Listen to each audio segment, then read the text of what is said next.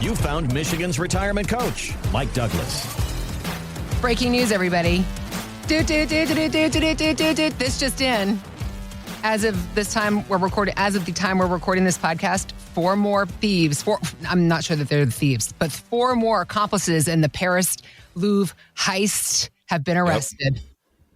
And Mike Douglas and I are here for it. Oh my gosh. I'm so excited about this. Okay. Everything about this Louvre story is just so much fun. So good. It's so good. I'm Heather Branch. This is certified financial planner.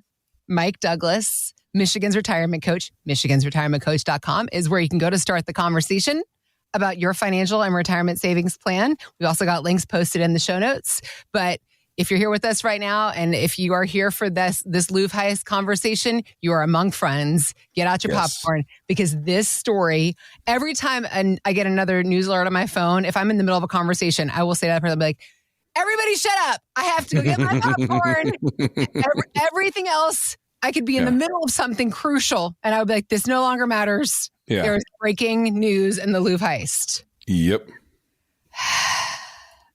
First of all, can I just say, okay, let's talk about the story real quick. So, Paris's most famous museum, perhaps the most famous museum in the world, of the Mona Lisa.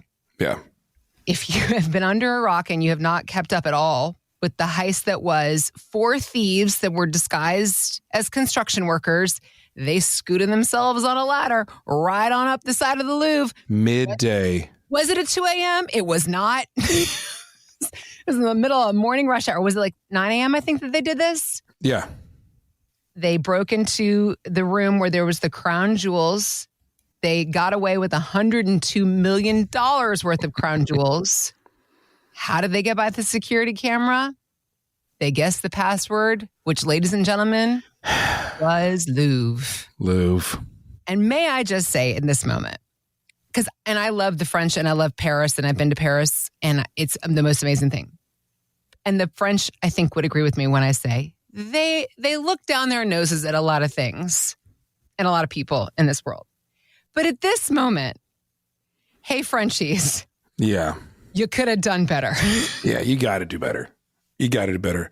Louvre as the security password on your security cameras? For the Louvre.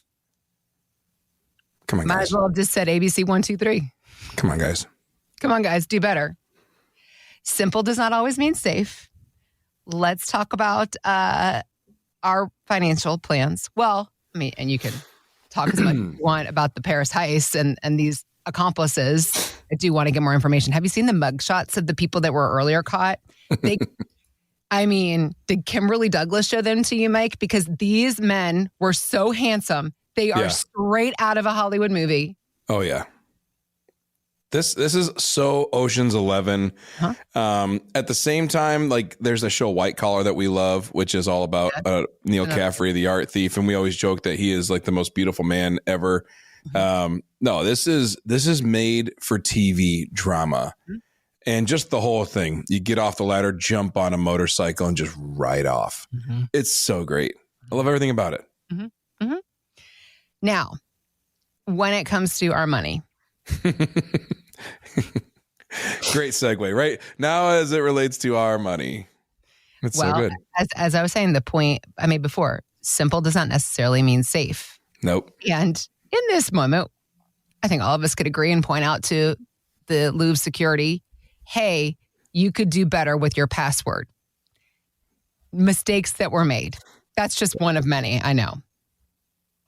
However, before we get ourselves all looking down our noses at things, there are a lot of mistakes that we make when it comes to our money, our savings, our planning, and retirement. Yeah.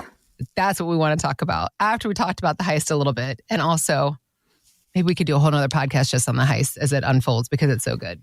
But we gotta do some work here, Mike. Yep. So common mistakes that might leave us vulnerable within our own plans, besides using obvious passwords. Yeah. Yeah. I think that there's a handful. So one of the biggest mistakes is not identifying all the risks that are out there. So one of the first risks is that We think of risk like, well, what type of stocks or bonds do I buy? What's my ratio? Am I a 60-40 portfolio? Mhm. How much is in equities and so on? But sometimes the risk is more along the lines of like one thought process of money, one bucket of money. We really believe that a good system for retirement means I have purpose-driven money in different buckets. So the income that I need to feel comfortable in life, I don't believe it should come from just a giant bucket of all your money. I think it'd be great to segment some money off, put it into, a dividend portfolio, preferred stock portfolio, into an annuity, something that gives you your income. So if out of my whole, $1 million, $2 million, whatever number it is, you take a portion of it, segment it off, and that accomplishes your retirement income goals combined with your Social Security or your pension. Now I know that my month-to-month needs are covered by a portion of my portfolio. Then the rest of the portfolio can go into more intentional things, creating tax-free income for the future, growth, maybe some discretionary spending or vacation money. You start to give it different purposes rather than saying I need the whole thing to do well so I can do well. If my income's covered really well, then I don't have to worry so much about it. And the rest of it has some more permission to go grow and get some returns for us. So I think that's one big mistake, is one bucket equals big risk. The next one is not an intentional income strategy. I kind of hit on it in the last one. When you take money and you segment it off, how and when I take money out of my accounts and the accounts where, like where do I pull from? That is another thing to know. What is the taxation on different types of accounts? Is there a timing risk of taking from certain types of accounts? It all comes together. When I have Social Security, what do I do if Social Security takes a hit? When I have my pension, what do I do if my pension has issues? Or maybe you don't have a pension, because most people don't anymore. And then finally, I'm using my investments to cover the shortage in my income need. And when I'm doing that, how is that invested? Is it invested a way where I don't have to worry about it? I have to keep an eye on it. So an income strategy says when, where, and how I pull money out. And it's what type of account, how does it taxed, how is it invested, and how do I make sure that it doesn't affect negatively if the market goes poorly. Okay. So that's an income strategy. And then number 3, I would say, is ignoring taxes and inflation. We talk about inflation and we're aware of inflation, but I think too many people come in and they under account for inflation, and they don't account for taxes at all. They come in and they say, oh, what's inflation, 2 to 3%? And they pay no attention to what that means 20 years from now. What they do is they look at it for the next couple of years. So we have to account for inflation big time. The other one is taxes, because if you want $5,000 a month out of your investments to give you income and you only have pre-tax IRA money, you have to take out like $7,000 a month, withhold taxes, and then you get your $5,000. So it's a $7,000 withdrawal over a $5,000. You think, well, that's not that big of a deal. Well, in a year, that's an $84,000 withdrawal rather than a $60,000 withdrawal. So annually it's $24,000. That's a number that adds up over 5, 10, 15, 20 years. So, I mean, that's a $500,000 difference over a 20-year stretch. So we don't want to just like poo-poo on the, the taxes. No, you have to factor it in. You have to build a plan for it. And lastly, so this is kind of one that I see more often. I think it's changing over the years, but especially with the retiring generation, I think a big mistake is leaving one of the spouses in the dark, not being aware. Because when you deal with survivorship, when you deal with someone who passes and now someone else is left to manage the money or to manage the portfolio, and they don't even know the logins. They don't even know the passwords. Maybe they just type in Louvre, right, and see if they can get into the accounts. But full circle, Mike. Yes. So not knowing the passwords, not knowing the logins, not knowing where the life insurance money is, not knowing how to pay the bills. And again, it's not anything that's necessarily done maliciously, but a lot of times in life, we just segment duties in life. Yeah. Kimberly homeschools the kids, raises the kids, like takes care of them, cleans the house, keeps everything like she really makes it so I can just work and coach basketball, right? Like I love that. I think it's so much fun. If something happened to me, she would have a real hard time because we're not great at this. I'm like a self-admittance here. We are not great at like. Even Mike Douglas admits he needs to be better about bringing Kimberly into the conversation. But you guys 100%. It's not like you've got 4 grown kids. Like you guys have 4 under the age of 16 kids. Like you're doing okay. Yes. And I do have people. I said, like, if something happens to me, call Dan or call Thomas or call one of these people and they will help you through it all, But at the same way, if something happened to her, I'd be looking at the kids saying, hey, so where's the vacuum? Right. Like basic stuff. You guys know how to homeschool yourselves, right? Yeah. It'd be a lot. So I just think keeping one spouse in the dark is a mistake and something we all need to work on, making sure that we're both well informed, because those are real issues that come up when these things happen. So we always think that we have forever and that, we'll get to it at some point. But the reality is life hits.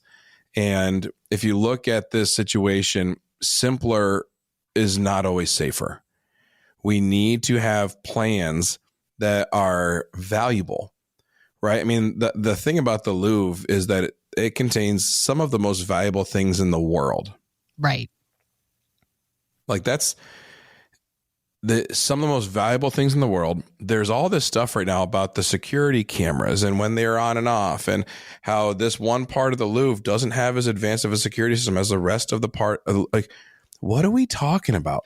Like, I'm sure they're going to go back and say, maybe we shouldn't have skimped on that part of the Louvre. Well, one would hope that somebody goes back and says, maybe we shouldn't have done this. Yeah, like the postmortem on this is going to be, hey, huge. We should have spent the extra money, because not only that's the embarrassment, right? The embarrassment of failure. And when we look at retirement, just to simplify it down is not always the best. It should be simple enough that you can understand it. Right. But it should be complex enough that it handles all the what ifs, because there's a lot of what ifs that hit people in retirement. What if I need long-term care? What if, one of us dies early? One of us doesn't die, but they get really sick and we need high levels of care. What if Social Security gets cut by 20% or 25% like they're talking about in just about 6 or 7 years? Yep. What if, there's a lot of stuff. What if the stock market crashes and not for 6 months, but for 3 years? What if taxes go up? What if taxes go up? There's a lot of stuff. What if they change the lifetime exemption on money? What if they change gifting rules? There's a lot of what ifs. And to say I have an IRA, I'm going to pull out 4%, I should be okay, does not cover all the what ifs. It does not cover the situations. Yeah. To say that, I've got beneficiaries on my documents does not cover how that surviving beneficiary manages money that they've never managed before in their lives. So there's a lot of stuff that goes into it. And I think that we really just need to understand the depth of a real financial plan, the complexity that can go into it. Again, simple enough that you understand it, but you need an estate plan. You need a tax strategy for the future. You need an income strategy. You need a diversification of investment strategy. There's a lot of stuff that goes into it. And unfortunately, oftentimes we're told, listen, just throw it in the S&P and take out 4% and you should be fine. That's true, but it doesn't help with the logistics of dealing with that money in the future. So I think there's a lot of conversations to be had that way. Okay.